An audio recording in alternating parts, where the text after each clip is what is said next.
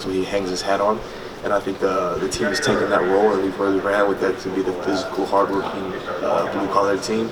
And we've done a great job this offseason, and we're really looking forward to starting camp on the 1st and showing people what we have down in Dallas, Texas on the 31st. Troy, in 2016, in the middle of the year, you and a couple other guys came forward and said that culture wasn't right. Guys were focused on the uniforms and winning. How much has that changed till now? Man, it's a total, it's not even a 180 flip, it's a whole 360 flip. Like, it's crazy how Coach Chris Ball really came in and changed the whole mindset and the culture of everybody on the team. Like, he has everybody bought in, from the top head man down to the GA ball boy who's out there spotting the ball at practice. But I mean, it's just about the way he carries himself and the way he expects us to carry ourselves in the community and around the facility. It's just to be responsible, be respectful, and be accountable to your teammates and to yourself. Because if you're not accountable to yourself and to your teammates, who are you accountable to? Have you seen the player-to-player leadership improve? I think guys are more willing to take criticism from their peers.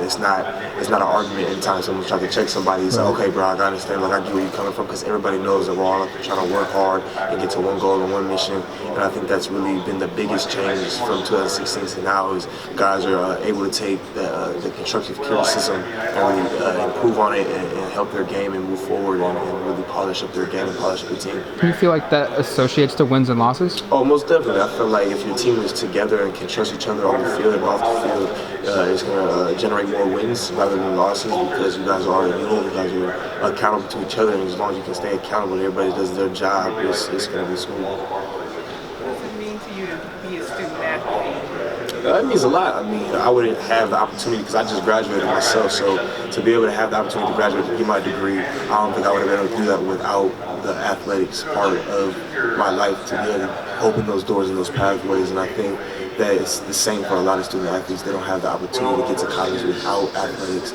so I think it's a big thing. It's definitely a grind. It's a hard life. I mean, you have to juggle school, you have to juggle classes, you have to juggle tutoring, you have to juggle your practices, extra work, treatment, stuff like that. So it can get hectic at times. It definitely can, but it's totally worth it at the back end of it, because you enjoy it. You meet a lot of new people. You branch out, and it's fun. It's a fun time. Now, what's your degree in? General social science, problem society. How did the school kind of help you kind of succeed as a student? The tutor sessions that they have, the Jacobs Center at the university is tremendous. It's a tutoring center that helps student athletes with their transition from high school to college, and be able to help their study habits and stuff like that, and help them with tutor sessions and things. And I think that was a big key for my success as a student, was being able to go there and do my readings with somebody to help me with my readings, or if I had a problem with a paper, somebody can help me peer review my paper that's qualified, that's there, that's the profession, that's what they're there for. And I think that's a big key, to be able to have that safety net to go to them and know that you're going to be okay, and that you got help, and you got people in your corner that are there to support you, because it does get hard at times. Do you have a favorite class at all? I like the sociology department as a whole. Like, I just like the way, like how the world works, and like how people think, and how that type of thing works. And I'm always interested in like how people think and why they think certain ways.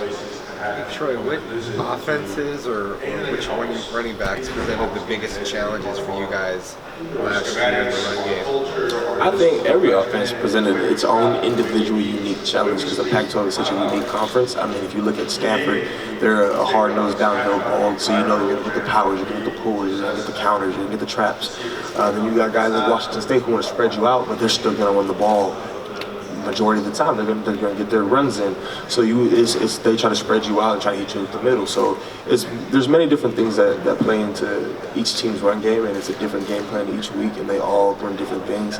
And the running backs in the Pac-12 are just second to none. Like, each week you're either going Zach Moss, J.J. Taylor, Benjamin.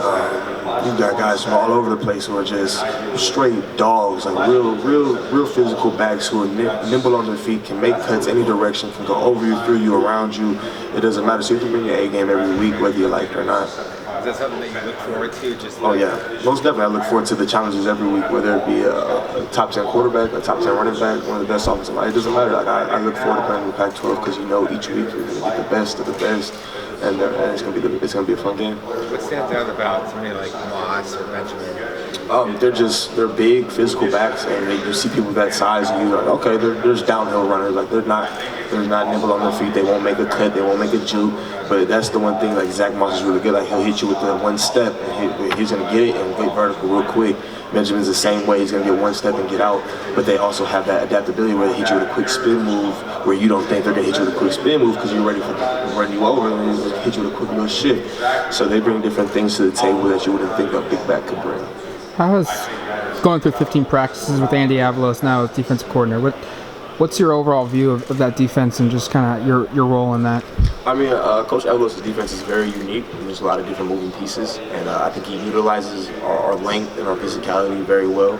And I think we're looking forward to this upcoming season to showcase what we have been doing over those past 15 practices.